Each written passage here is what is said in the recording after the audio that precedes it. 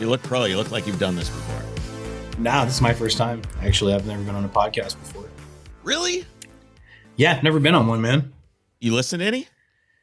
Yeah, I love listening to them, but no one's really ever asked me. I think it's, I don't know. No one's ever asked. So I love it. I really enjoy them. There's some great pods out there.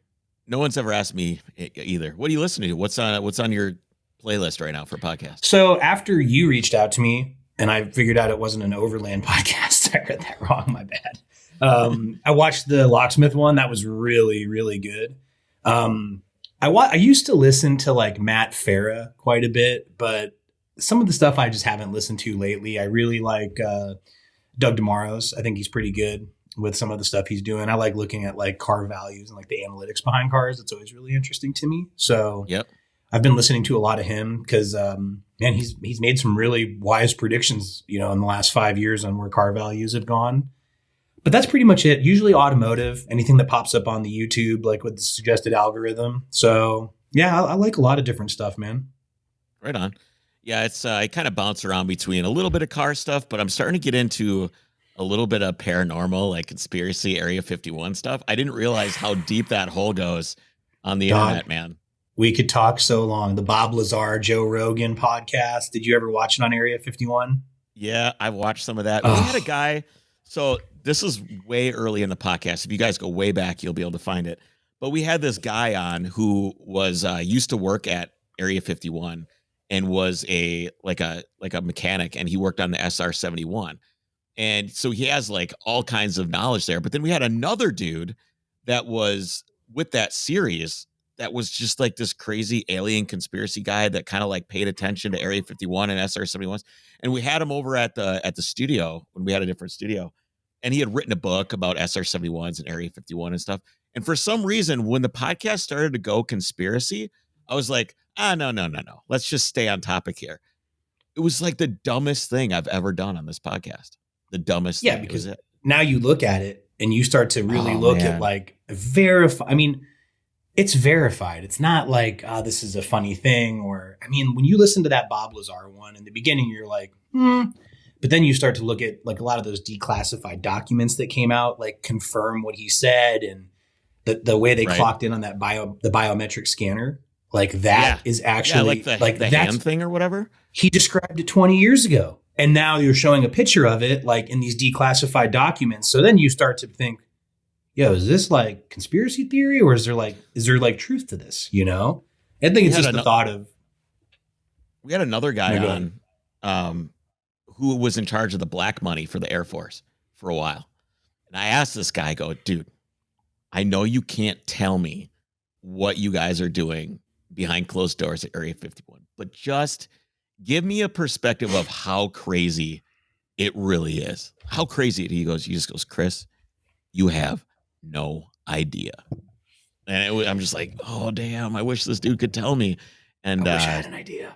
I wish I had an idea. And I think we're getting an idea, right? I think we're getting an idea. I think we're starting to see things. And I mean, if you think about the all the hypersonic missiles and all the things that are going on with China and Russia and all this stuff and all these drones and everything like that, I don't think that's like the secret shit.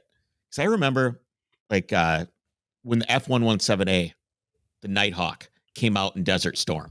That thing just showed up out of nowhere with no radar signature and just started bombing the shit out of everything, and no one had ever seen that plane before.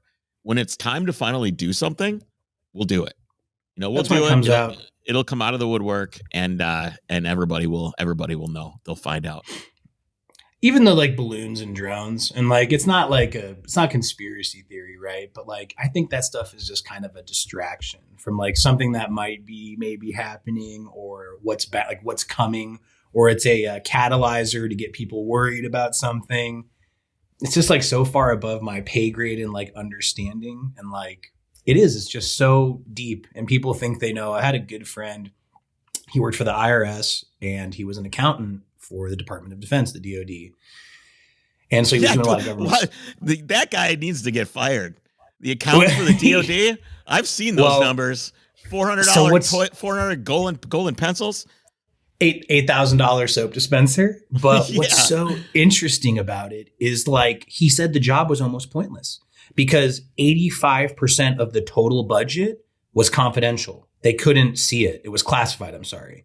So he's like, I mean, basically like I'm doing the numbers for like, you know, what we're paying in rent at certain places and very, very remedial things. But to think that 85% of this, let's call it like $300 million budget or $1 billion budget, whatever it is, he doesn't even have transparency to. It's another set of accountants and teams. It's just so deep, man. It's really not like, oh, it's conspiracy theory. It's just that I understand it. It's business. And that's, you know, it's just stuff that we can't know because the general public couldn't take the truth of what it really is.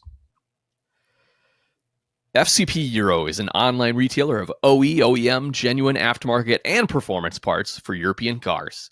From BMW to Porsche, Volvo, and more, their catalog is a one-stop shop with over 275,000 unique products, including expert-assembled kits to make shopping simpler. Actively building out their Volkswagen, Audi, and Porsche catalogs, from current to our favorite classics, including the Mark I Scirocco free ride car, they are working to have every part you need for all over your cars. Plus, every product they sell is backed by a lifetime replacement guarantee, even wear items like wiper blades, brake pads, and oil filters. With the opening of their distribution center in Mesa, Arizona, FCP Euro is now shipping parts from both coasts, serving most of the country in 3 days or less with their free shipping option. We at Overcrest have been working with FCP Euro for years and can vouch for them. They're real people who are passionate about what they do and the cars we love, while making sure to put you, the customer, first. Check them out today at fcpeuro.com and take advantage of free shipping on any order over $49. Okay, let's try this again.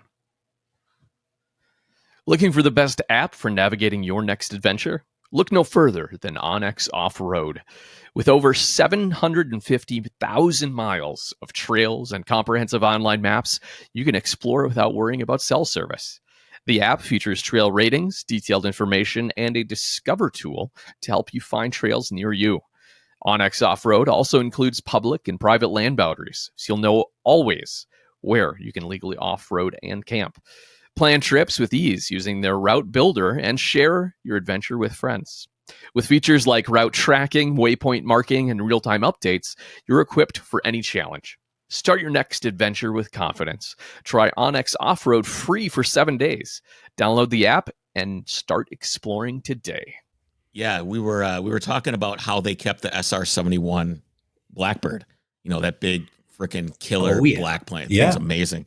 And insane. This is back in the day when there was just a building with like 300 people and everybody just kept the secret, man. And everybody just kept the secret. So how was that secret kept? And the guy just had one word. He just goes, patriotism. It is. I mean, that's really what it is. Because any of these people, any of these accountants, any of these under penalty of death, right? I mean, you do any shit like that. And there it is. Oh, Jesus. What a monster. And, Lockheed Martin. Designed by Lockheed Martin, Skunk Works. I love aviation. I'm kind of like an aviation nerd privately. And it's just that plane is incredible. And have you seen one? So there's one in a museum. I haven't got to see it, but I was sitting we went to the airport. My wife and I were traveling, sitting next to this gal at the lounge. Super cool. We're just talking about work. She's like, "Oh, what are you traveling for business?" I said, "Yes." She's like, "I'm going to the UK." I'm like, "Oh, we're going to the UK." We were going to see some dealerships where we had bought some cars from. And she's like, "What do you do?" So I told her what I do. And then I was like, "What do you do?" And she's like, "I work for Lockheed Martin." And dude, I had to just pretend to not be like super stoked because I don't want to blow the chance. You know, you start to fanboy out of the gate. Yeah. So I'm like, "Oh, no way." I'm like, "How cool is that? Like, how long have you been there?" And I'm just trying to ask very, very, very like rudimentary questions. Yeah. And finally I'm like, "Have you heard of like Skunk Works?" And she's like, "I actually work in the Skunk Works division." And she's like, "Let me see if I have a pin I can give you." And I'm just like waiting for her. She's got her carry-on bag. And she's like, "Oh, they're in my checked bag." I was this close to being like, "Can you just go to your checked bag really quick on the tarmac and maybe give me the pin?" You know? Don't you have some authority to have them do that? Can't you just like show a badge and have them unlock the plane? It's so funny, man. And like, I will literally pull up the order. We were just in Vegas for New Year's. And there's a Lockheed Martin store that you can go and buy Lockheed Martin swag and Skunk Works swag. So I think I've got like a shirt, a jacket, and you can actually buy these awards. I'm going to send it to my buddies, one of my good friends that loves aviation. You can buy an award that's like for your service and excellence, Lockheed Martin Skunk Works, and then you can put anyone's name on it. I know it's kind of a gag gift, but the fact that Lockheed sells them to people, so cool, dude. It is. And it's important, I think, to have that too, because it's aspirational and it's so good for the country to know that exists. You know, it is, man. It's pretty dope. The plane itself is huge. We went to a museum in Virginia. They have one on display. There's a space shuttle there. There's and it's a Smithsonian museum. It's part of the Air and Space Museum, whatever. It's like an hour. I wish I remember the name of the museum. I can't remember, but it's like an hour from DC. You go there, they have all moon landers, like the little capsule that you would return to Earth in, all this shit. It's all there. Flight suits, everything. And the Blackbird is huge. It is massive. It would blow your mind how big it is. And the engines are there and you can see them. And that engine is so absolutely special. I don't know, man. It's just a really special plane. Hell yeah. And it's like so cool. Like to the patriotism point you made, like every day, 300 people go to Las Vegas, McLaren. They get on the unmarked, I think it's a 737, and they fly to Area 51 every day. Imagine like we leave work and we're just like, man, it was a long day. I had like 4 Zooms. Imagine being like the person that gets in their car after they land at McLaren again on the way home and like the processing of like what they just did today or what they saw today. It's got to be super heavy, man, to keep that stuff secret and hidden. And for patriotism, I get it. How do you hide that from your spouse even? I know. You want to be like, tell my wife everything. I'd be screwed. I would be the whistleblower. I'd be like, you should look at the picture. I took this picture on my cell phone. You know, it's got to be so sick to see it, you know? The aliens their heads are this big. I can prove it. See it right here. They don't even have mouths. They communicate telepathically. Just eating a sandwich with one of them on the line, you know, on a video. This guy's awesome. We talked for an hour. Just a little selfie with Bob the alien. What's up? Oh man, dude. All right. So I was looking through your Instagram and way back. I mean, this is like way back. I think it would be, I don't know, like 200 weeks. What is that? Like 4 or 5 years, something like that. Yeah. And you had a post and you pictured a McLaren P1, and the post said, "I would do unspeakable things for this." Was with the post with the image of a black McLaren, and then I saw this one, which is an update of your McLaren. You got one. It's yours. Yeah. What unspeakable things did you do? I killed him. To make no, I'm just kidding. So there's a lot of desert between here and Las Vegas. No, but what ended up happening is I fell in love with I've seen the movies, car. Man. I've seen Casino. They just drag everybody out there and dump them. It's real. No, I've loved that car since the Paris Auto Show 2012 unveil. The business, my wife and I, we started the company in about December of 2009. And I think when you start a new business, you're just constantly like reinvesting back into it. So we didn't really have anything for, I would say, the first probably like 7 to 8 years of the business. The only vehicle I ever drove was a tow truck. So, yeah, you know, just watching the Paris Auto Show and this technology, it's their second road going car, and hearing, you know, the engineers talk about it and the thought of that car, that they knew the Holy Trinity. They didn't know it was going to be called that at the time. But that Porsche was developing a car and Ferrari, and you have all of these, you know, very well-established, mature manufacturers. And the fact that McLaren just was like, you know what, we're going to develop this in 12, because the MP412C came out in 12. Yep. And now the P1, they started to develop that with their F1 engineers. They were so young. 80% of that car's development was F1. And just listening to that stuff, I was just blown away by it. I just thought it was such a cool car. And I think that it's a visceral car. I knew that the 918, I've had the opportunity to ride in one. It's an incredible car, but it just feels like a very fast turbo. It's too good, right? It's too Porsche. It's too Porsche, yes. Like, it's kind of most the same. Porsches are almost too good. They're almost all too good. Yes. And we have quite a few Porsches and they're all the same, like literally in look, appearance. And that's what kind of the mystique of the brand is, that you can drive a really expensive car no one knows. But it was too good. And then Ferrari is a brand I don't really just love. I respect their lineage in F1. It's the national anthem over there in Italy with the Scuderia Ferrari flags all over houses. Even though there's not a huge car culture, Ferrari is its own entity over there. But I just don't love the brand. So I don't know. McLaren was like the underdog and just so scrappy to come out. And I would say that was like 50% of the love I had for that car. And just, it was like a a true widowmaker when Clarkston drove it, and then watching the Chris Harris video and just this crazy buildup over time of seeing the reviews. And when it was at Spa with Clarkston driving it 180 miles an hour in the rain with this enormous aero roost behind it. So did I have to do unspeakable things? No. But dude, like I worked so hard to buy that car and just save like every year and have legitimately a P1 fund. I didn't want to finance it and I wanted to save for it. So this year I just knew that they were going to start going up. I think that they went into the bottom of the depreciation cycle in about 19. They started to slowly rise. And I was like, man, I'm going to just miss the boat on this car, you know? So that's what ended up happening July of this year. We picked it up. What was it like, man? What was it like going to get that and drive it and have it be yours? It's crazy. Cause like you always have like a dream car, something that you really like want. You know, and what ended up happening is I dealt with Jonathan at Merit Partners. They called me in January, the guy consigned the car, and he wanted to kind of go the reverse way. He wanted to get rid of one big mega car to get like 3 or 4, and he wanted like a 599 and a couple of other Ferraris. So I said, hey man, this is my number on the car. And Jonathan's like a really cool guy. Merit's always been super chill to work with. And he was like, yeah, it's definitely lower than what he wants. So I said, okay, no problem. This is my number. I feel comfortable here. I know the car's probably going to need work, etc.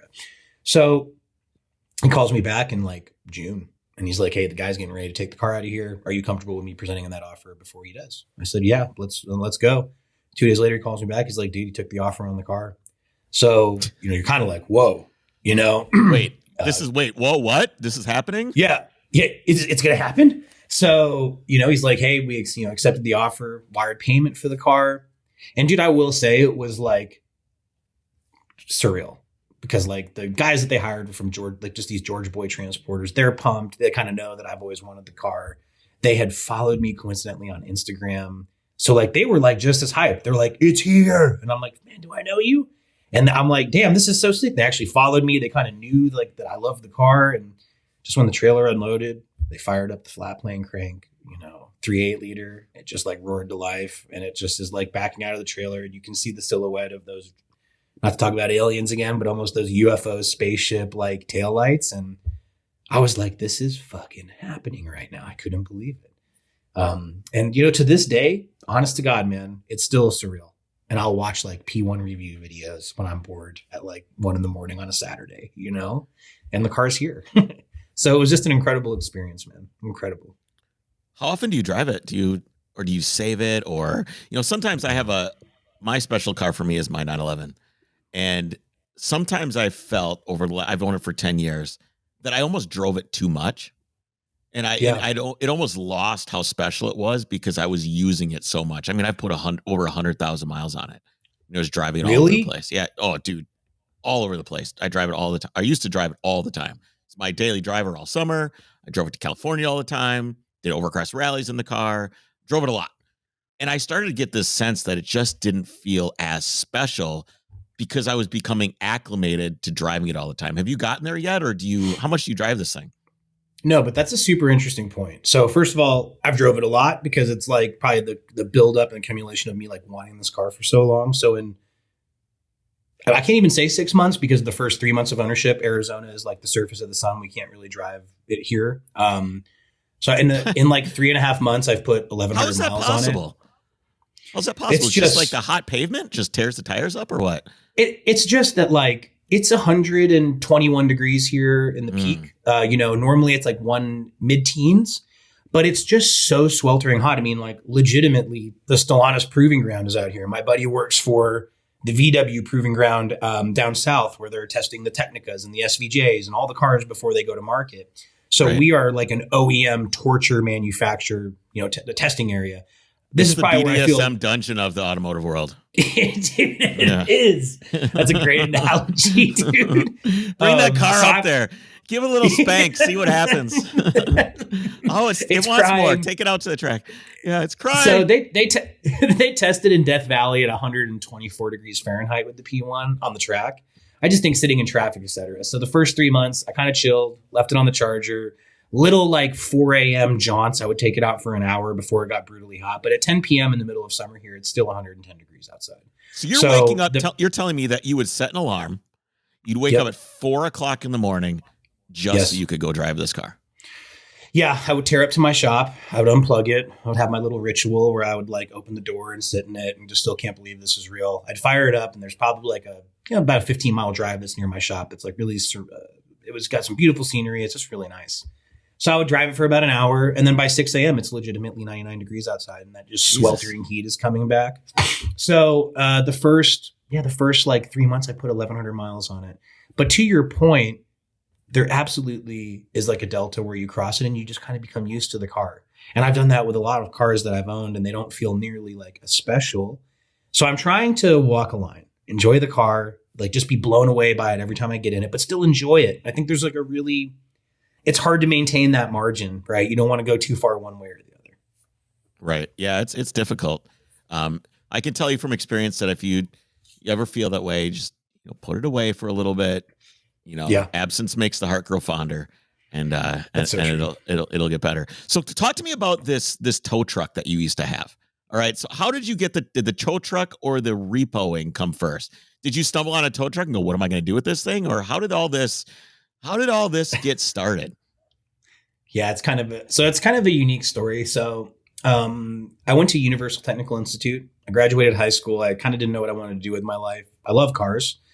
So I said, hey, what's better than working on cars for a living? It'd be cool. We have some cool brands up here. Maybe I can go work for Ferrari or Lamborghini as a tech. And I still think that's a great industry.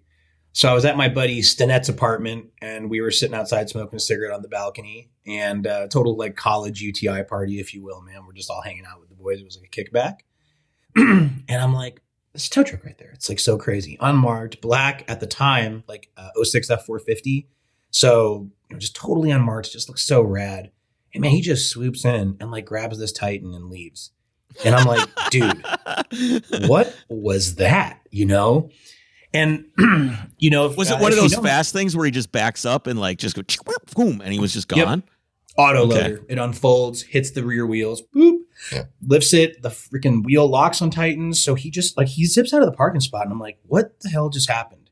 Yeah. And if you know me, man, like I'm not a confrontational guy. Like I'm not really scared of anything, especially after 15 years of repossessing cars. But I don't want to like ruin someone's day or like this weird like alpha male mentality. I was just really blown away initially by I just never seen a job ad for this before. Like what a cool, weird underground industry to like work in. So I was very fascinated. So fast forward like a couple months, I'm dating who's my wife at the time. And, we go to this Rolando's. It's like a Mexican food restaurant, super bomb, by the way. And dude, like fate, another repo truck pulls in. So I'm like, oh my God. So I like run over to the guy. I'm like asking him a million questions. And he said, if you want to work for me, man, you got to quit your normal job. I was working at Best Western customer service, the 800 number for Best Western, taking bed bug complaints, kind of trying to find my career path, which definitely that wasn't it. I just kind of was like, just so motivated. I'm like, it's fate. This guy, I see him. So dude, like a couple weeks later, I'm like, I'm going to do this. Like, I want to learn how to repossess cars. It's so interesting. So I suit up. I got a suit and tie on, dude. Like, and I go to every repo company in Arizona. No one will hire me. No experience. And I finally go to a company. What experience are they looking for? What are they looking for? They're looking for like tow experience, which I'm like, hey, like I am mechanically sound. I understand like front wheel drive, rear wheel drive. Just teach me how to use the truck, the basics of this job. And our industry, like even trying to get into it was like some secret club that was impossible. So I finally am like, you know what? I go to this company in Mesa. I literally walk in, no interview planned. They're like smoking cigarettes in the office. I'll remember the guy that's giving me the interview is like blowing cigarette smoke in my face. And even though I smoked at the time, I was like, this is pretty hardcore, dude. So he's like, I love you, man. His name's Billy. He's like, I love you, bro. You're hired. And I'm like, oh my God. So like, this is the moment. I quit Best Western. I fly home. I tell my wife, I'm like, I'm going to go to work. He's like, start tomorrow night. Be here 10 o'clock at night. And I'm like, oh my God. So dude, I fly up there that next night. I'm like so pumped. I got my clipboard, like all these little things I thought I would need. I needed none of them. And I get there and Billy's there. He's smoking a cigarette. He's got the keys to the truck. It's this really cool, if I don't remember, the late 90s 3500 Chevy HDs with like the 19.5s on them. It's a 454 gas truck and it's just beat to shit. No air conditioning, no stereo. The truck's a total pile, which I ended up. Is there a bunch of trucks this guy has and this is like the bottom of the barrel and his truck is super nice? Or is this place all... No, It's like what you imagine. It's in Mesa, Arizona. The lot's like 2,000 square feet. There's like junkyard dogs. It's in an industrial area. Like if you can picture what like a tow lot looks like, that was that lot. Oh, I've been there, man. And, I've had to go get my car. It was that lot. So I'm like really motivated because I'm like, this is like just something I wanted to do so bad. I don't know why. So he's there. He's definitely like I don't want to say shady character, but he's a colorful guy, right? So he's like, all right, man, here's the keys. Like, this is what you're going to do, X, Y, Z. And here's a bunch of orders. Go run them. And I was like, all right, dude. Like, so I'm thinking I'm going to hop in the passenger seat. You know, he's going to show me a demo, take me out. And he's like, go. See you like, later. What are you still standing here? And I'm like, adios, muchacho. Yeah, I don't know. I'm like, I don't know what to do. So, dude, I go out. I kind of try to organize where I'm going to go because I've got like 35 repossession orders for the evening. I'm like, you know, thumbing through them. I'm like, well, I'm in Mesa. So I'll start here in Mesa and then I have to go to Phoenix. So I kind of start to like organize myself for the evening. And man, I'll never forget it. I get to the first car. It's this 99 Expedition backed in. I have no clue what I'm doing. So I like go pull around the corner because I found the car. I confirmed the last 6 of the VIN. So I pull around the corner and I'm like sitting there like, all right, like let's turn the PTO on. And then like I'm looking at the buttons and I'm like, all right, unfold. Okay, the boom unfolded, like out, in, open, close of those claws that you're talking about, those really quick claws. Yeah. So I'm like, all right, I'm ready to go. So I go to back up to the truck. And dude, I don't know what the fuck I'm doing. So I back up, put it in park. Like, I mean, I backed up 2 inches at a time because I didn't want to damage the customer's car because we can't damage the customer's car. It's not a TV show. You can't just destroy stuff and be excited about it. Yep. So I finally, when you say customer, you mean the bank? Customer, yeah. Well, the debtor. Or do you mean it's the debtor. It's the customer. Okay. So all the banks own the cars, but the customer is still like, hey, dude, I know I didn't pay for my car, but you ripped the bumper off. So it's not like we're like, hey, that's just part of the cycle of getting your car repossessed. You can't like just destroy something, right? You got to be careful. So I hook up to this stupid thing. Unbeknownst to me, Expeditions are super heavy. I get the truck lifted.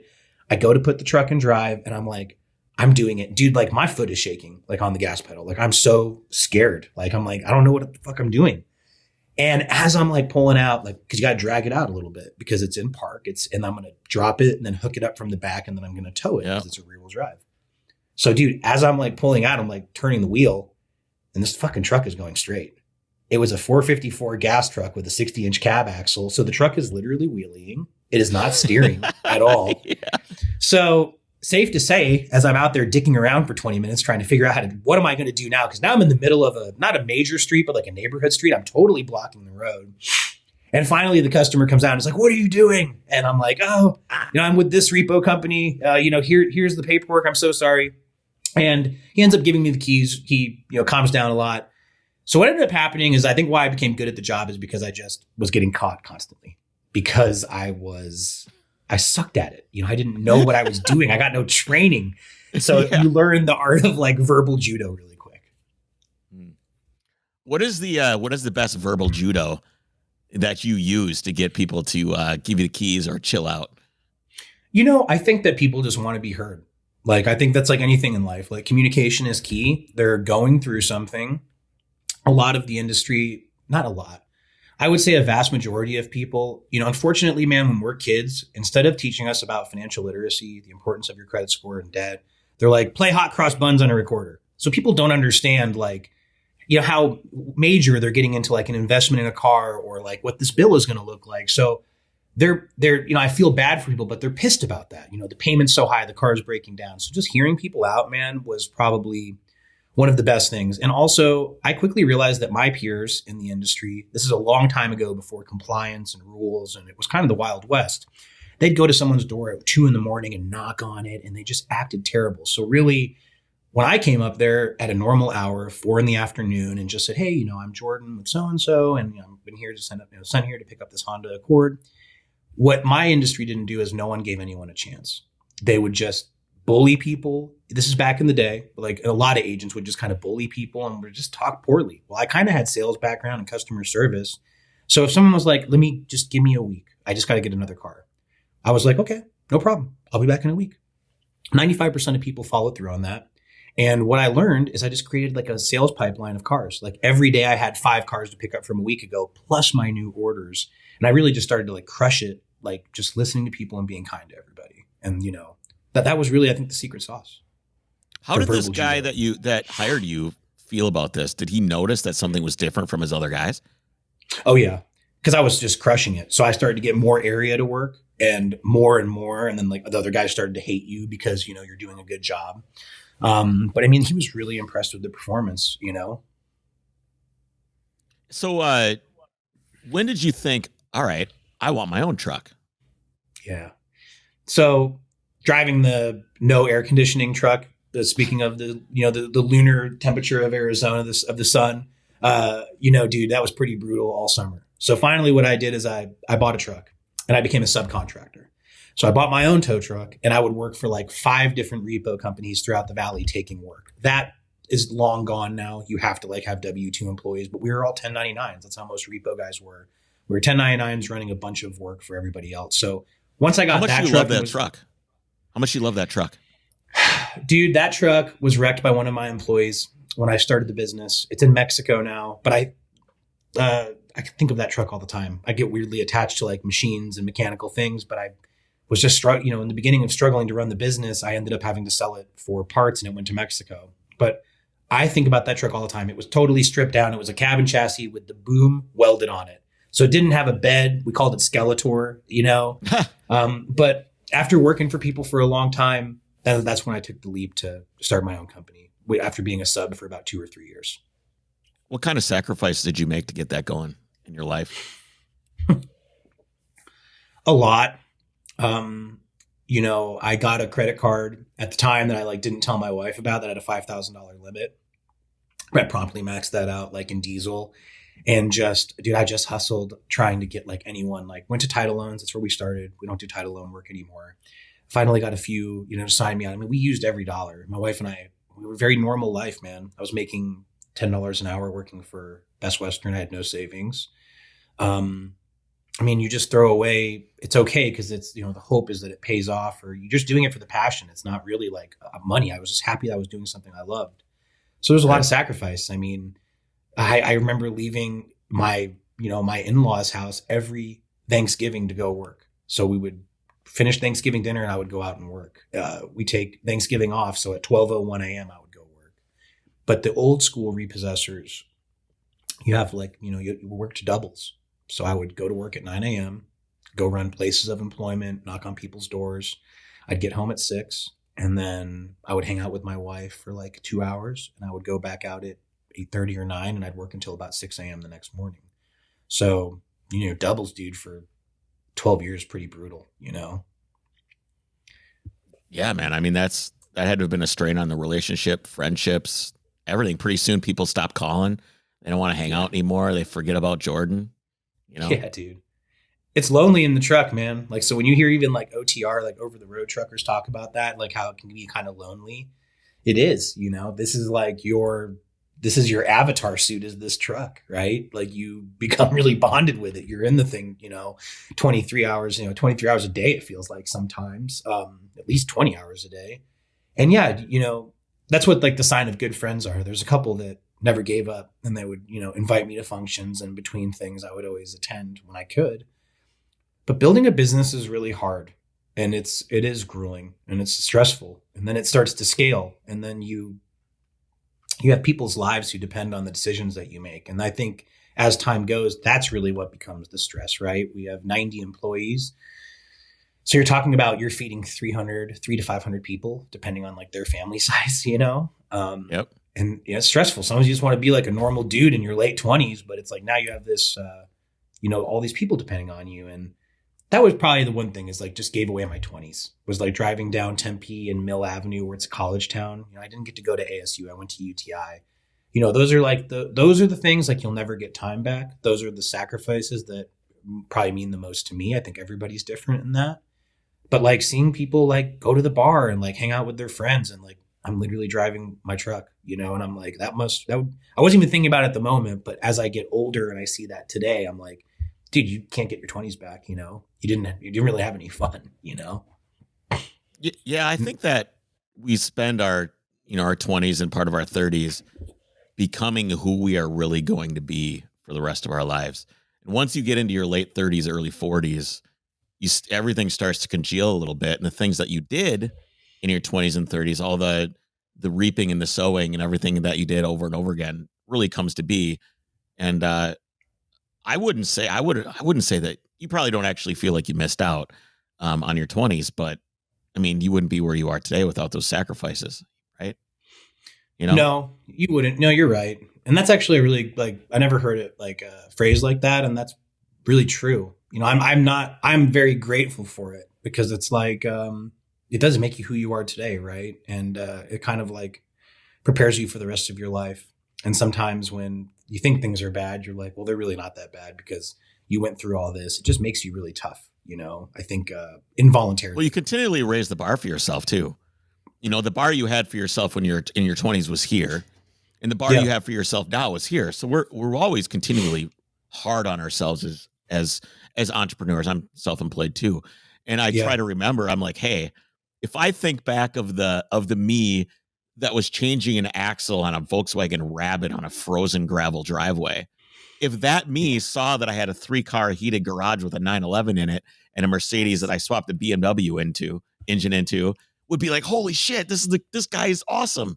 But it's hard if you continually raise your bar for yourself to remember where you were and where you came from. And I think it's important to, you know, I love raising the bar for yourself because that's what, you know, pushes you forward. But I think you still at the same time have to look back and give yourself credit for exceeding the previous ones that you set for yourself. You do. And I mean, probably even like being car guys, like I'm sure you can appreciate it. Like one day, like I worked on all the tow trucks. We didn't have money. So I was like fixing all the trucks, running hydraulic line. And one day, like I could afford to hire the Parker store to send the mobile hydraulic line guy out. It was like $400 to repair this line. And I mean, in that moment, I was like, I made it. I made it, baby. I'm not digging through that. That's all you. But no, you're right. It's like, I think those little goals though are what really, they do drive you. And then, you know, I think we're all different. I'm sure you're really the same, is that I think it's turned into more of like, how do you give the people that work for you what you dreamed to work for? And that's been like the coolest transition that I've got to experience the last like 5 or 6 years. You know, we have a manager that came up to us and was like, hey man, he's been with us for like 11 years. And he's like, probably like 5 years into his tenure here, he said, I got to take my kids to Disneyland 3 times this year. I've never been able to do that. And that just meant like so much to me. I like the work day is so busy, Dan. I'm sure you can appreciate being self-employed. You don't remember a lot, but like that comment, dude, you know, that comment to me, man, it's still like, it just like rocks my soul, you know? And, my wife and I have just always been really focused on taking care of people. And like, we want to give people the life that we want and like the things that we wanted when we were working for someone. You know, we have a 401k that I want to say we match 5 or 6% now. We have the best health and dental that money can buy. We don't, you know, these are all things I think as a business owner, you can skimp on to make a little bit more money. Sure. Quite frankly, we could probably make well into the 7 digits net by pulling back a lot of these things and pulling back pay. We're 30% higher in our industry for pay. But it's just been so cool to like provide people what all you wanted when you were working for someone, you know, and then just seeing how happy everybody is and doing a Christmas party. We did it at the Tiger Woods mini golf thing this year. And, you know, you don't have to spend that 25 or 35 grand, but like, dude, just to see all your people happy and just, I don't know, dude, we did a raffle and we gave away a smoker, and the guy that got the smoker has 10 smokers already. So then he's trying to sell the smoker to the other employees. And it's just so cool to see this ecosystem operating. Well, it's karma, man. I mean, I'm not a believer in necessarily karma in like the spiritual sense of the term, but I do believe in putting things out into the world that are good. And I think it's all we can do, right? It's all we should do is put things back into the world that are good. I always try to think of this gets almost too deep, but I always try to think of humanity as like this huge single organism. And we're all these different like little cellular structures of this huge organism that is humanity. And if more people did what you're doing and gave back, and more people, like I love to give back too. We do charitable things, you know, we do good things for the community. We do what we can. And I feel like if there was just more of that, the entire health of humanity as a whole would just be better. You know, it would just be better. It would be. So it's actually not too deep, and if no one ever talks about it, like nothing will get done from it, right? So maybe like even someone that watches this will be like, "Hey, I take that approach with my business. Maybe it will work," and it will work. Like we have tested it, and it works, and we're not doing it. It does work, man, and we're not doing it because it's like this is the right thing to do. Like I don't have a spiritual guidance that's telling me like I have to do this. Like this is just what humanity needs when people feel like they're being taken advantage of, and what is a very capitalistic society and asking for the most performance with the least amount of money given. That's a really shitty feeling to be on the other end of that, you know? And I always felt like that. I felt like, you know, that old shitty truck, dude, I was putting oil in that thing all the time. I'm fixing it. You know, it's not even my truck. So, but I did it because I loved it. So it's like, imagine if I got new trucks, like, and I could give that to a guy and he never had to put $1 into it. And, you know, I take pride in that. Every 2 years, 3 years, we rotate the fleet and we give new trucks to the guys. And, you know, all of our core managers who run this business for us, because my wife and I can be on the deck, like we're just steering the ship. But all of the people who are really moving this boat forward through the ocean, like we got them all brand new Laramie 1500 Rams. And we said, this is your truck now. It's a company truck. You know, listen, there was certain tax advantages to that. We got to have a lower tax liability, but like, we're like, take the truck to California, go grocery. It's your truck. Like minus being abusive and saying, I'm going to be a courier from New York to Arizona and I'm going to put that on your gas card. But like, dude, we want you to have a company vehicle, you know? And I think if more people did that, it's not, you know, it's not wrong to do that. It's actually the right thing to do. And you would be blown away by the way people want to work for you when you do that. And I wish more people did, but we don't. Me too. I want to get into the, just the industry a little bit and like what goes on. But first I want to play Mr. Producer, if you could play the clip. This is a clip that kind of defines what everybody thinks a repo man is based on a movie. All right, I got it. Winter is, for better or worse, right around the corner. And if you live anywhere where snow and ice are a concern, you better start thinking about your tires. Nokian Tires literally invented the winter tire, and this year they're celebrating the 90th anniversary of that invention. Their flagship Hakkapeliitta tires are engineered with cutting-edge technology, honed on the world's toughest test tracks north of the Arctic Circle in the most extreme of conditions. Advanced innovations, such as the cutting-edge Aramid sidewalls made from the same fibers used in bulletproof vests, deliver extreme durability and come with a pothole protection warranty. If a road hazard damages your tire beyond repair, Nokian will replace it for free. In addition, Nokian offers a 30-day satisfaction guarantee, driving them for a month. And if you're not convinced, you can return your tires for a full refund. Learn more and find your set of studded or non-studded winter tires. Visit nokiantires.com/winterlegend. Petrolbox is a monthly service made specifically for the automotive enthusiast. Each month, they carefully select items including tools, detailing supplies, apparel, garage gear, stickers, and publications to be sent right there to your doorstep. It's a curated selection of the latest and greatest gear in the industry, and there's actually 2 different levels of subscription to choose from. The Petrolbox Basic costs less than $20 a month, while the Petrolbox Premium gets you even more gear for $39.95 a month. Check them out at mypetrolbox.com and be sure to use the code Overcrest at checkout to get $6 off your first month. So how much do I get paid? $25 a car? Paid? You don't get paid. You kidding? You work on commission. That's better than being paid. Most cars you rip are worth $200 or $300. $50,000 Porsche might make you $5,000. It helps if you dress like a detective, too. Detectives dress kind of square. People think this guy's a cop. They're gonna think you're packing something. They don't fuck with you so much. Are you? What? Packing something. An asshole gets killed for a car. The guys that make it are the guys that get in their cars at any time. Get in at 3 a.m., get up at 4. That's why there ain't a repo man I know that don't take speed. It's bygone days of yesterday. I never broke into a trunk. I shall not cause harm to any vehicle nor the personal contents thereof, nor through inaction let that vehicle or the personal contents thereof come to harm. It's what I call the Repo code, kid. Don't forget it. Etch it in your brain. Not many people got a code to live by anymore. Hey, look at that. Look at those assholes over there. Ordinary fucking people. I hate them. He hates them. What do you know? See, an ordinary person spends his life avoiding tense situations. Repo man spends his life getting into tense situations. Then we followed up with Assholes. and Mike. Let's go get a drink. Tense situations, kid. Get into 5 or 6 of them a day don't mean shit anymore. I mean, I've seen men stabbed that mean shit. Yeah, I've seen guns too. They don't mean shit. But that's when you gotta watch yourself. Here, I'll handle it, pal. Let us settle down. Okay.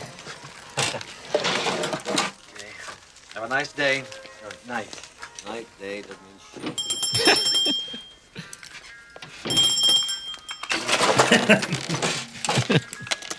Wasn't that Otto?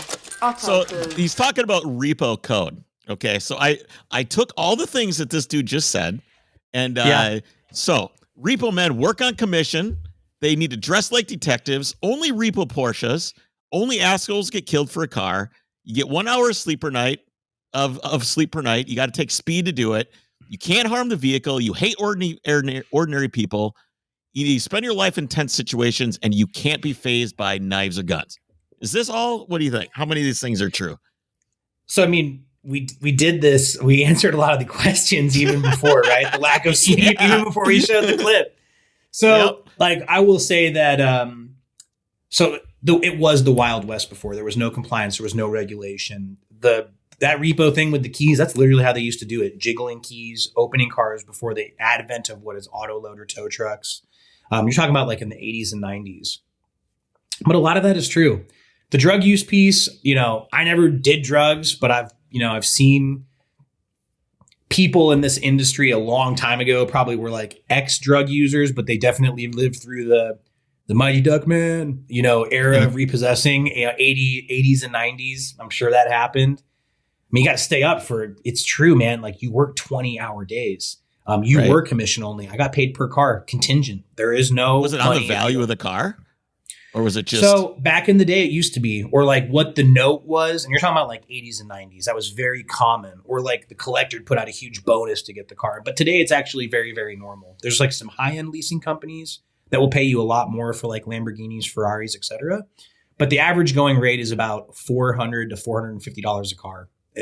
Typically. So if you're going to get like it's 1986 and you're going to get a Carrera, right? Yeah. Who gets to go? Is that note just sitting there and someone has to go get it? Like you have to be the first there to get it, grab that car, get that commission. It must have been pretty crazy competitive and there must have been repo men fighting with each other.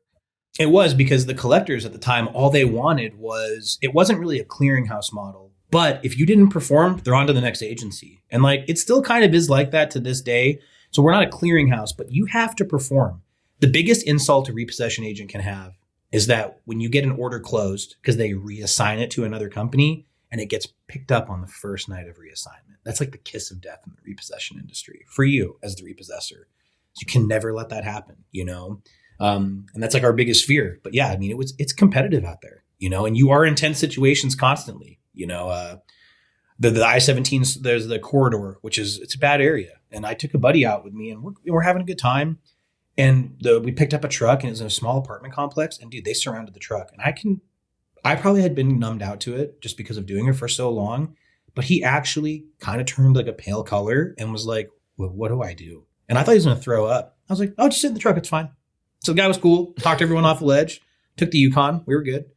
But yeah, it's tense. I mean, a lot of that is true.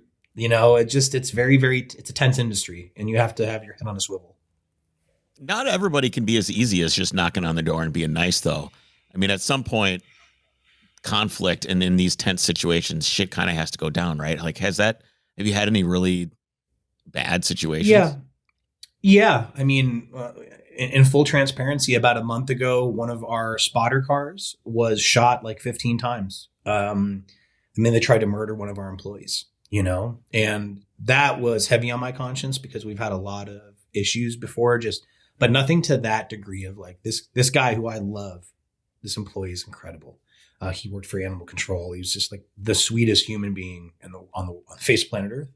And that was heavy, dude, because he almost died. His backpack took a bullet, and like some lucky charm thing that he has is actually what he ate the bullet. Like, it sounds like a movie, but it's real. It was behind his seat. Every piece of the car that had equipment in it got hit by a bullet. Like, this dude like had a halo over his head or some guardian angel. But it's that's the tough part, is that kind of stuff. So yeah, there's a lot of situations that happen, and you worry about your employees all the time. You know, I really do love everyone that works for us. So that's it's really hard to think of when those situations happen. What have you run into personally that's been just like a funny story, or, you know, anything that's, I mean, you mentioned a doctor to me on the pre-call. Oh, dude. You know? Yeah. So there's like a lot of what I would say is like, I've always enjoyed the like finding the car, the hunt to find the car. And that works for car That's buying. called skip tracing, right? Is that like, is that the skip tracing?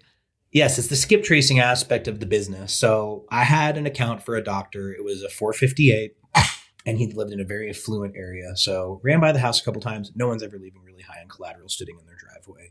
So go to the house like 2 times. It's not there. Knock on the door. Talk to his ex-wife, pending ex-wife. And she's like, yeah, he's shacked up with some stripper that he was banging at this strip club. And I'm like, oh my God. So I'm like, give me the tea. You know, I was more interested in the story too.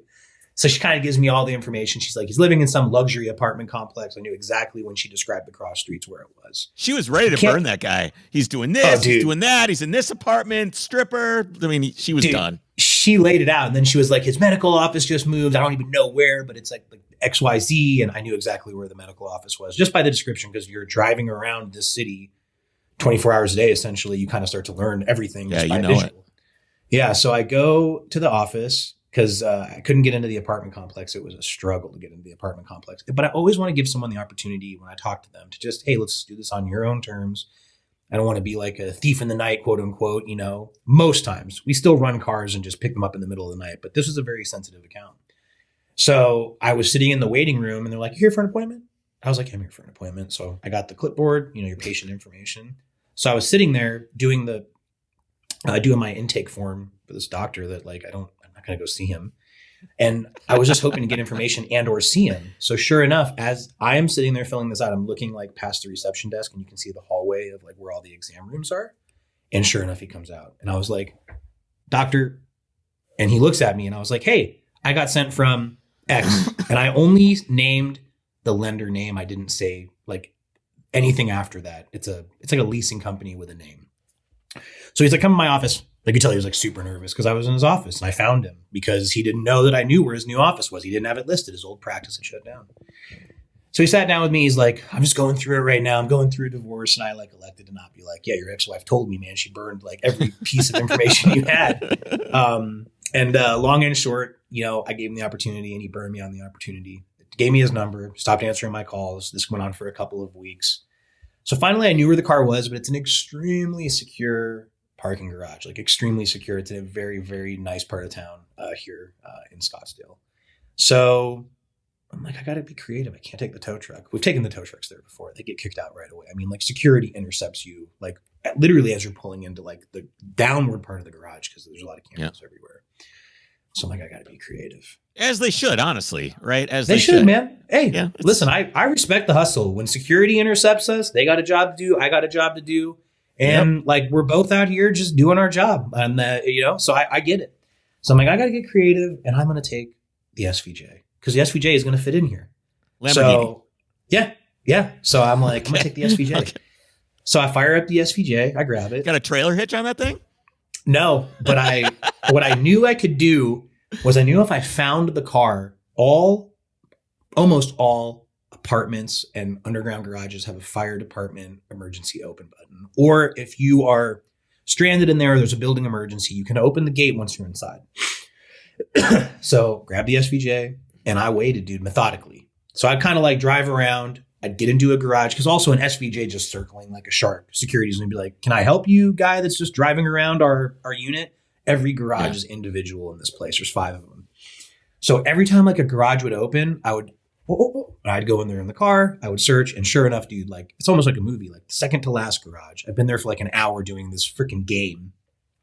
I get in and it's all the way in the bottom on like they kind of circle down on the last parking row. It's by itself. It's red and it's actually not backed in. So I'm like, thank you. And it's unlocked, which was even another double thank you. So I open the car. Yeah, so I VIN the car, confirm it, open the car. I tied the steering wheel off so the wheel will stay straight. So when we pick it up and we go to leave, it's not going to turn into a boat anchor behind us swinging around.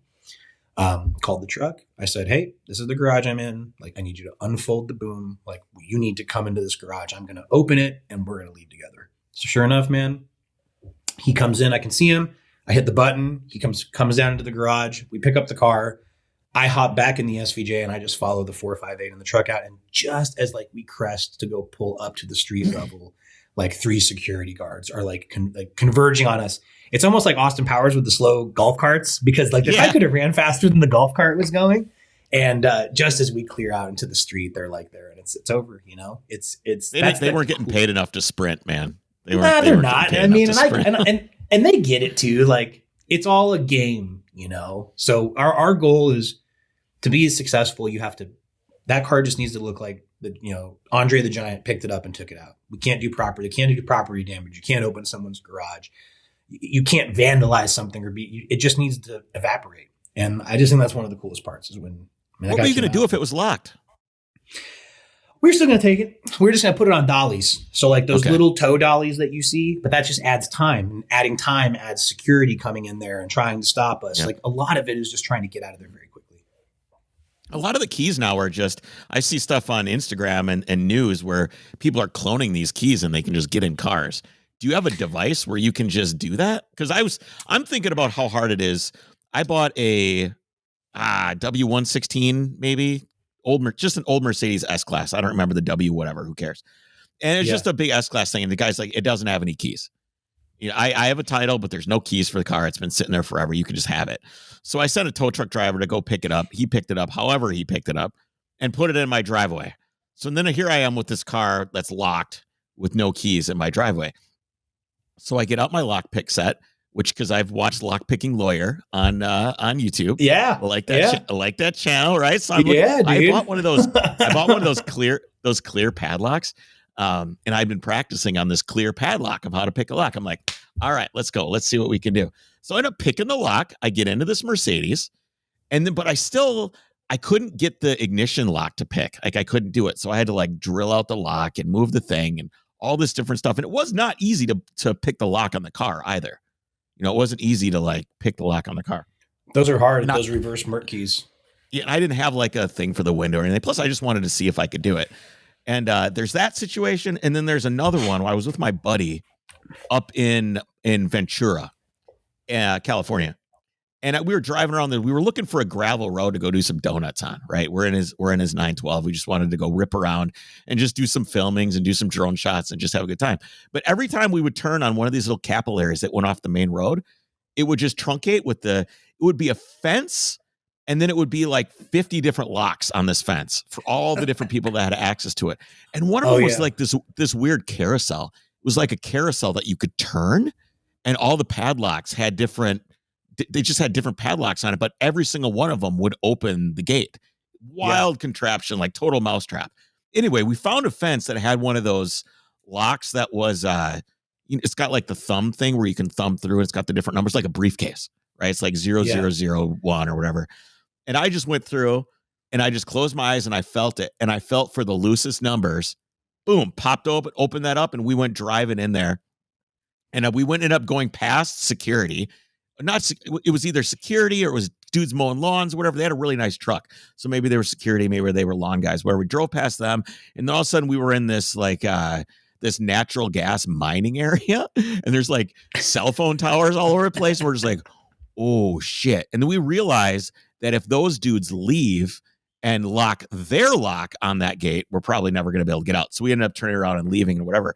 But have you ever been in any of these situations where you actually had to pick locks or do anything? Or has it become a little bit easier to get into things with technology? So it's a little bit easier to get into things with technology. Semi trucks, we can't tow. So like way back in the day, like when I was working for that previous company, Billy had taught me how to turn the keys in semis. So I picked up some like old Freightliners, nothing crazy though, not like you would think. They were kind of like lay down repossessions. But what we utilize the truck for today.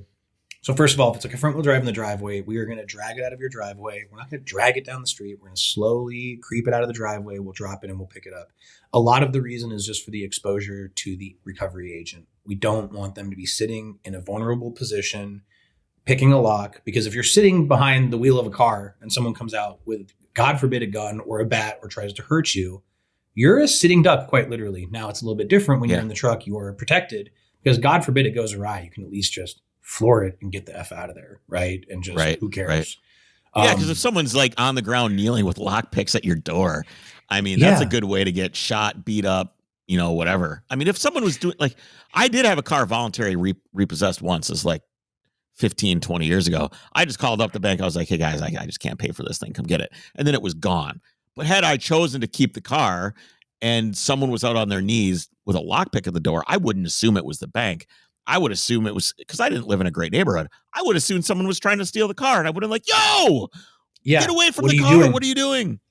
Yep. And like even that today, we don't run unmarked trucks anymore. They clearly have a logo on them.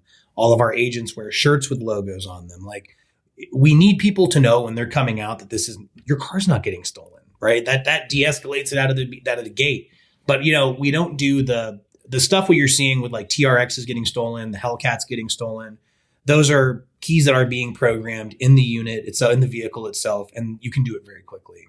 But it's just still unsafe because, again, like if someone came out in my TRX and they were in the truck, I'd be like, this guy's stealing my shit right now. Clearly it's not out for repo, but like it would also like freak me out to just see that. So we utilize the truck just actually out of safety concern for the recovery agents that we have. So those days are kind of long gone. Was the doctor hiding the car in the garage the craziest hiding spot? Was that the skip traciest, hidiest spot, or was there any other skip traces that were pretty wild to find a car? No. I mean, there are first of all, very few people are like leaving their car with a bow on it, like I said. So a big piece they have to know that you're coming, right? They kind of have to know. They didn't pay the bill. You can't do that forever. The bank has already said, hey, man, we got to come get the car. Can we come get the car? And the person's doing this thing or whatever. They know they're coming eventually. Yeah. And like, you're on a dialer 3 times a day, 8 a.m. to I think it's 9 p.m. is when you can't collect a debt or attempt to collect a debt. So you're on a dialer 3 times a day for 65 to 75 days. I mean, and the cars usually don't even go out until 90 or 100 days past due. So, I mean, you clearly know what's happening. And even if you don't, you should be saying like, well, why do I have an extra $4,000 in my checking account? Right. It's not like the old school though was like, again, like you pissed the collector off, they would just go put it out for repo with 25 days past due. But it's very structured today. So yes, people absolutely know. There is no like, I didn't know what happened. But I mean, a lot of people are hiding cars, and that's where we utilize another piece of technology is license plate recognition cameras. So we have about 15 Priuses, and all they do is go out and scan license plate. And every plate capture that it scans, it stores that plate and GPS geotag for every single one of them. So what'll happen is if you get a new job, you didn't tell the bank, your car gets out for repossession. Let's call it 6 months later. We've scanned your car in that Sam's Club parking lot for 6 months. We've scanned it there 10 times. Most likely you work there, and we're going to go and we're going to pick the car up. So I always tell people, if you have a car out for repossession today, this LPR technology is everywhere. It's stationary. It's mobile. We're utilizing it. Law enforcement is using it, and lenders are buying it. If you have a car out for repossession, you're literally going to live like you have a warrant for your arrest. It will get picked up.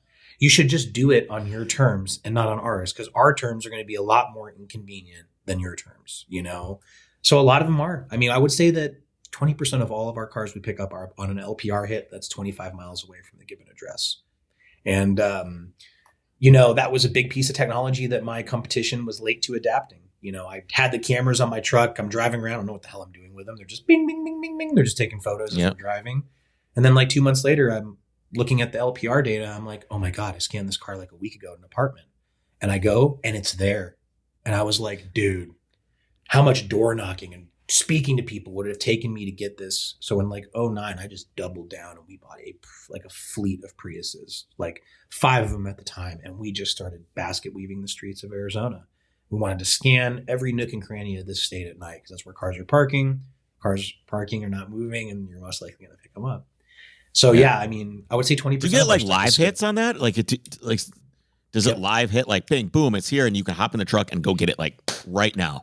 100%. And believe it or not, the camera company that utilizes the live hit, the live hit sound is a Star Trek sound. So one night I'm watching like a rerun of Star Trek from the like 90s, dude. And you hear that sound when you go to sleep, when you hear them all night. And it's like, and I was like, my wife and I like perk up like 2 dogs. Like, did you hear that sound? So sure enough, we call them. We're like, yeah, our engineers put the Star Trek sound in. That's the live hit sound. So yeah, you actually get live hits on cases that you're looking for or on a national hot list.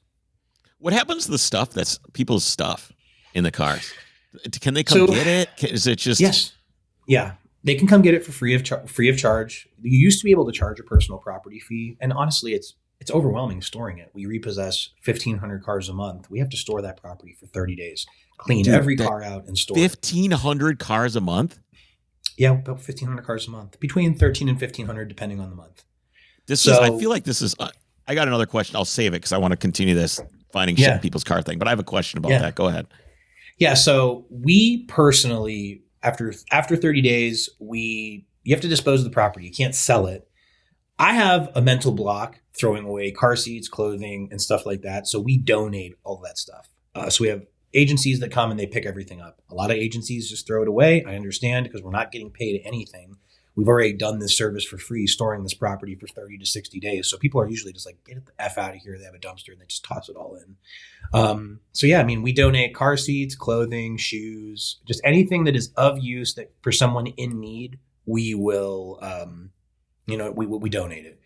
It's kind of a bummer though, too, because some of the stuff, it's like, man, you could literally stand up a freaking thrift store, with a lot of this stuff. It's just legally, you're not allowed to sell it. Legally, you're not allowed to sell it. So it's like, perfectly good, when Dodge tracked down those 12 Vipers and destroyed them because of liability. It's just liability. Liability is what creates policy.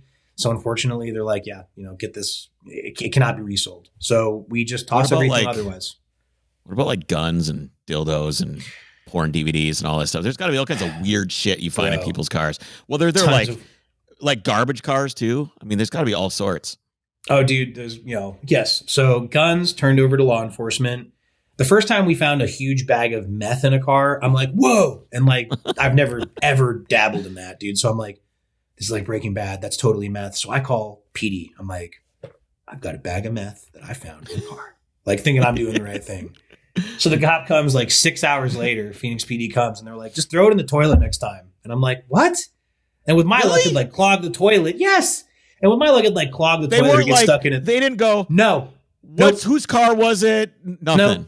Nothing. They're like, throw it away next time. And I'm like, okay, that's kind of crazy. Tons of dildos. Absolutely. Sex toys. Literally, I have a photo of it. Behind the driver's seat of a car. You can't even make it up. Binoculars, toilet paper, and hand lotion. You're just like, dude, you creepy human being. And then, You'll have to send me that picture.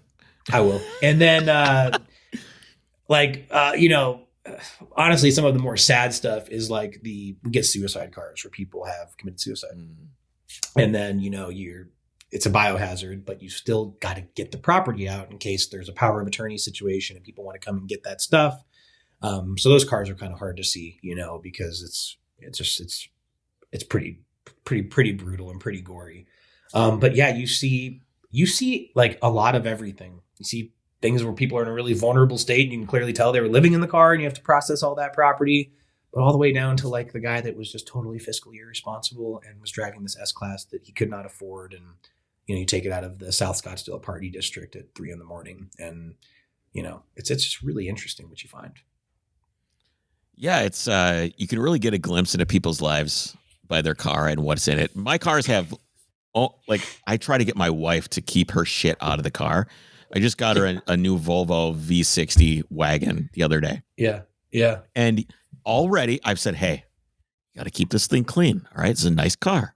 Got to keep it clean. Already, glove box is full of stuff. Door pockets have gloves in them. Back seat's got Pokemon cards in it from the kids. It's already over. It's over. You could profile my wife by going through a car that she's only owned for a week. My car is pretty much empty. There's virtually nothing in my car except like a giant knife and some bear mace, and that's about it.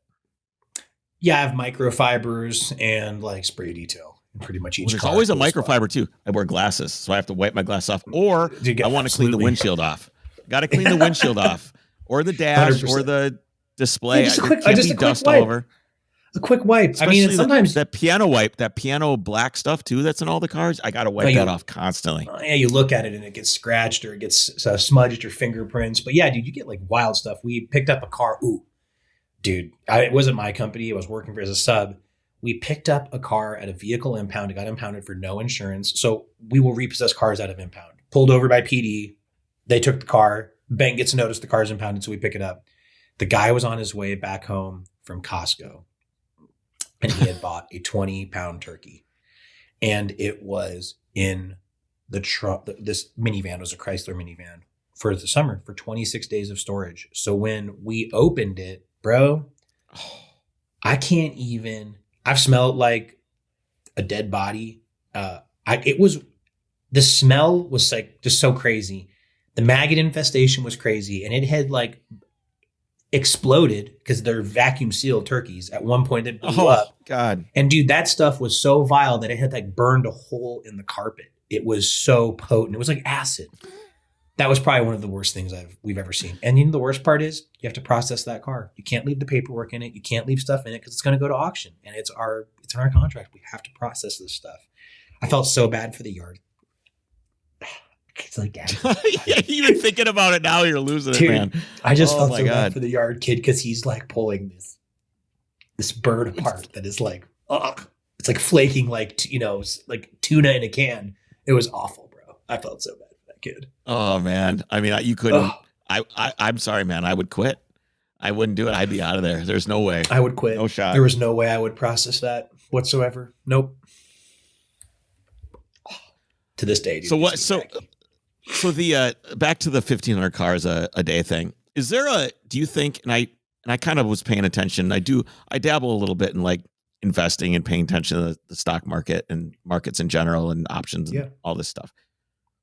Some of the bellwethers are credit. What percentage of people's credit is being used in the country right now? It's pretty bad. The other thing is how many people's cars are getting repoed.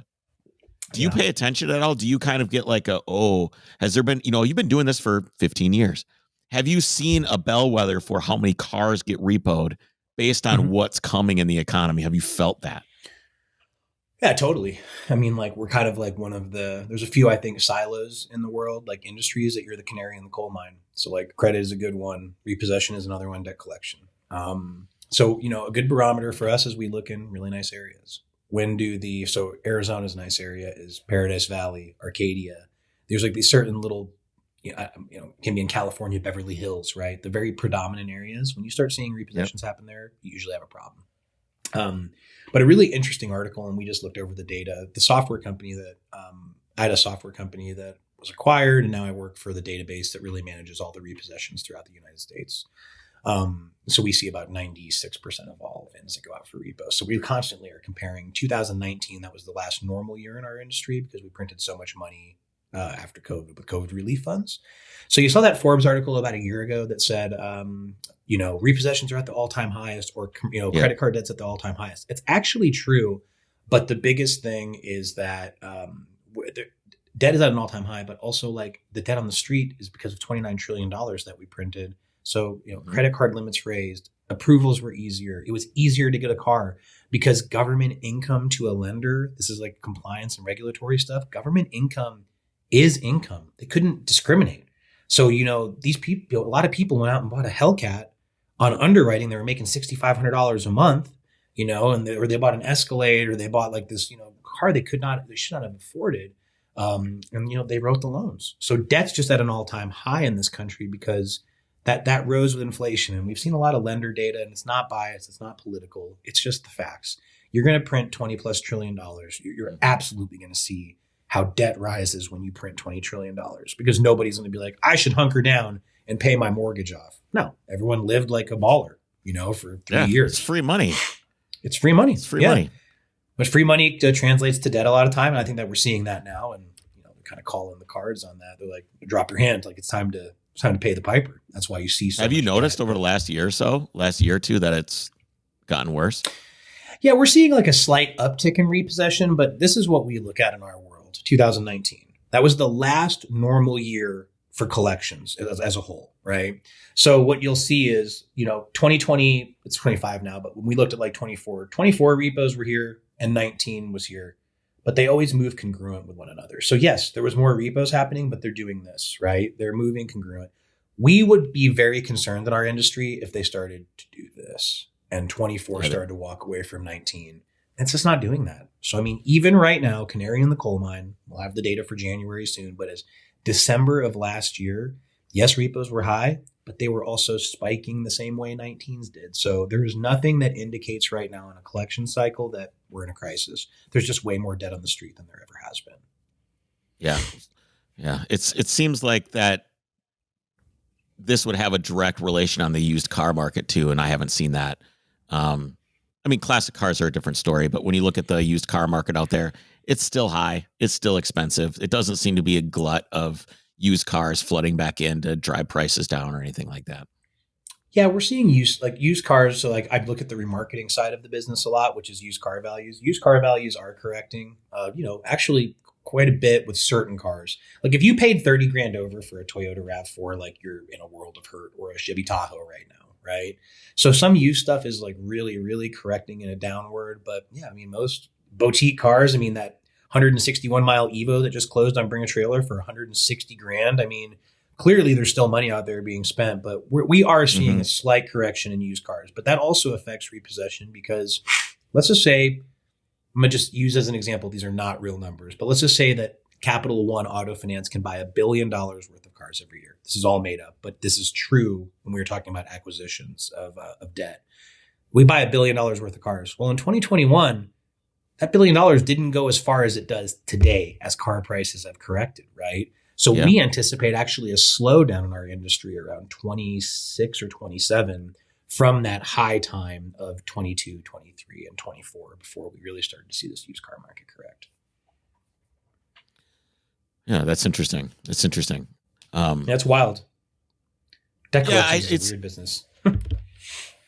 Yeah, it definitely has an effect on. Exposure for banks is a big deal. It's a big deal. So I've watched it seems like you have more modern cars. Do you kind of, bought the P1 now? Are you gonna? What are you after now? What's next for Jordan? After I bought that, it's the dream, right? Because I go all the way back in Instagram, and I think it's a GTR. Is it like a purple GTR? Is that what I saw way back? Yeah, that was the first car, a Midnight Opal GTR 14. Okay, so 10 GTR years ago. Now I look at your garage, and there's 30 cars in there, 20, 25 cars, maybe something like that. Yeah. What's next? Where do you go from here in your collection? So like Halo car, that's like my dream car was the P1. Like, do I love Koenigsegg? Yes. I think they're brilliant cars. Like I love a lot of cars, but I don't really have the desire to own them. I had a hardcore desire to own the P1. So like the P1 is probably it as far as like your Halo car, dream car. I don't really have anything that I'm chasing. Yes, there are a bunch more cars that are way more expensive than that, but I don't really have a desire to get them. I kind of like everything, I think that I love the Z06. I just bought a C8 Z06. We're tracking it constantly. It's a phenomenal car. I think the ZR1 is going to be an absolute unit with 1,063 horsepower. Maybe one of those in the future. For the money, give me a break. Yo, dude, 180 grand chasing. That's going to crush the P1. If we lined up we did a roll race with the P1, that ZR1 would absolutely decimate it. That's so sick, and it turns. So it's not just like a straight car like a Dodge Demon. No, it doesn't. Doesn't look as good though. It just doesn't. Definitely not. But I just like everything. One of my closest friends, dude, he has one of the greatest quotes for cars. He said, "I don't think I've ever woke up and said, today's the day I buy a car." It just kind of is like, oh, I saw this on Auto Trader. It looks super sick. Or I saw it on Bat or Craigslist, I just love everything. I definitely have certain cars that I chase, but I just appreciate all cars. So like, what am I trying to acquire? I don't know, man. When I just bought my E39 M5 about a year and a half ago, And I'm just on Craigslist at like 1 a.m. scrolling and like find this potato picture of an E39, one owner with 92,000 miles in Tucson. And I was like, dude, he wants like 23 grand or 24 grand for the car. So I shot down there. I bought it. It's one of the most beautiful E39s I've ever seen. So it's kind of as things come along and things that you loved when you were a kid, I think we're buying today, you know? Yeah. And the things you didn't even know you wanted, but they're purchases of opportunity. Yeah. You know, like I have a 82 733i in the driveway. Total No purchase way. of opportunity. Yeah, it's got blood red interior. It's a manual. Bought it out Sick. in out by San Francisco and drove it around for Overcrest stuff and then drove it home. I'm going to sell it pretty soon, but that was a purchase of opportunity. Just something like, hey, I need a car. And someone's like, I got this thing. All right, that'll do. And sometimes that's, you know, I didn't wake up expecting to buy that thing either. No, definitely. And some stuff you kind of do think of, like I bought that Ferrari, that 550 out of Japan with like the Pro Drive, like all the wide body kit on it. It was phenomenal. It was an X-race car body on a street car. But there was definitely a thought like, I'm going to buy it, I'm going to enjoy it, and then opportunity buy. Like I know it will do well in the US. So I got it for a good deal. I sold it to a friend. I think I gave him a really fair deal on it. I got to make some money on the car. And that's another thing is you can make good money buying certain cars and kind of at the bottom of that depreciation cycle and then watching them rise too. So I think that like any gated Ferrari right now, I think the 360 is a phenomenal deal in the high 90s, the mid 80s. Did you see Mike Burrow's rant about the gated shifter on Ferraris? No. Is it in the new F40 video? I don't remember which one it was in, or maybe it was just him and I talking in person. I don't remember, but that dude hates gated. He's like, dude, gated Ferraris only exist because the transmissions fucking sucked. And you kind of go, yeah, that might actually kind of be true. You know, that might actually, because without it, maybe you couldn't even find the gears. I'm not sure. He's actually not wrong because I have a 355 that's gated that's getting ready to get consigned back to where I bought it from. And you can't like shift that car fast. You know, you can shift a Honda or anything else really quick and slam gears. You can't slam those gated. That click almost is what slows the transmission down. And Mike is probably one of the most brilliant minds in like automotive. So the fact that he said that, he probably is right. Maybe there is like some synchronizer issue where. Except he's wrong about the color of the car that is F40 though, right? He is. I'm trying to get him painted black. I was like, bro, just paint this thing black. And he's like, there's not a chance. And all of his friends are like, there's not a chance he's going to do that. But I'm so excited to see that. I know. I mean, it kind of breaks my heart because I'm like, maybe because of one of those opportunity buys or like a planned buy. And I know he's going to, you know, it's like setting the opportunity up a year from now. But I'm just so excited to like see that car get done. Also, I'm super excited for Mike to like watch just watching all the like Instagram videos and TikToks. He was on podcasts like about that project. So I'm not trying to get on a mic rant, but I'm just like super stoked for him. I look forward to every video that drops. Like I get so excited. Mike is really inspiring. I've known him for a very long time. He's been a good friend of mine. I love him a lot. And it's been really inspiring to see the trajectory of StanceWorks and Mike. It's been really inspiring. And part of how inspiring it is because of what he does to inspire others. Just being a self-taught guy. Granted, he's gifted in a way with how he, you know, has the patience and the skill to like pick up on things really fast. But he's always saying, "Hey, man, you can do this. You just got to try. You know, you just got to get out there and try." And well, I don't think that that's necessarily true for everybody. Some people just should not pick up a wrench. They just shouldn't. But for most people, there's like a modicum of that where you don't have to do what he's doing, but if there's a slight shade of what he does or what I do, you know, I put this BMW engine in this Mercedes, which was really, really hard for me. I'd never done anything like that before. If you can't do that, but you could do a shade of it and just get involved with your car and just do different things. I think it's really good for motoring morale, you know, to get involved hands-on in what you're doing. Yeah. And I mean, I can't say I've known of StanceWorks and Mike's channel for a long time, dabbled in it, loved the Honda, you know, swapped Ferrari and got to watch a lot of that stuff. I got to meet him through my buddy, Keith Ross, and kind of that group of Cali guys. They came out for one of Keith's shows and then I got to meet Mike and, you know, got to talk. He came to the shop. But like even meeting him in person, the one thing that I think is so sick about Mike, dude, is that he is actually who he is on YouTube. Like, you know, I think you have to kind of be a little bit more on when you're on the camera, but like watching people come up to him at like the Kyosha Club show instead of being dismissive or like, I'm like a YouTube Hollywood guy, like, bro, he was nice to everyone. Like this guy completely interrupted what we were saying. It could have been a moment where he could have been annoyed. And the guy's like, dude, I'm just such a big fan, and just starts like ranting about the F40. And dude, Mike was kind and pumped to talk to the guy. And I just think that getting to meet, I'm sure you have seen this in your automotive journey as you've moved forward, is like, there are some dudes who are on YouTube who are totally different in person. And it almost is like meeting your hero, where you're like, dude, you suck. Like, you didn't really like cars when you start talking to him, you know? Yeah. But Mike's just like, he's so true to the hobby, dude. And the ultimate wraparound is I wish he would have painted that F40 black, but no matter what he does, I know it's going to look so sick. And even talking to him, like, what are you going to do with the interior? It's going to be race car. And he's just like, you know what, dude, as I build it, I think it's just going to be really kind of like a creative journey, and it'll kind of talk to you as it gets built. And I'm just like, that project, stuff like that is so complicated that it's difficult to really wrap your mind around what you're going to do. Half the time when I build a car, I just kind of start with the Mercedes. Started out with, I put an inline six in it, and it had carburetor. I had 3D printed intake manifolds with carburetor, so it had ITBs, and I blew that motor up. And I called up Byron and Mike and Khalil, like Bell guys and Mike, and I said, I don't know what to do. I think I'm just going to crush the car. I was just like, I'm just going to crush the car. I just can't. I'm done. I'm fucking done. I'm on my third engine. I'm so tired of it. I'm exhausted. And I think it was Byron just goes, just put a BMW engine in that thing, man, and just be done with it. And I went, okay. And then a week later, I had the engine and was putting an engine in the car. But so sick. That idea, extrapolates into all these other things that you have to do and can do. And then pretty soon the interior changes, and the instrument cluster changes, and the wheels and the suspension, all these things. It's just like this one impetus thing happens, and then everything else extrapolates out of that. And you didn't even know all the different things that were going to happen.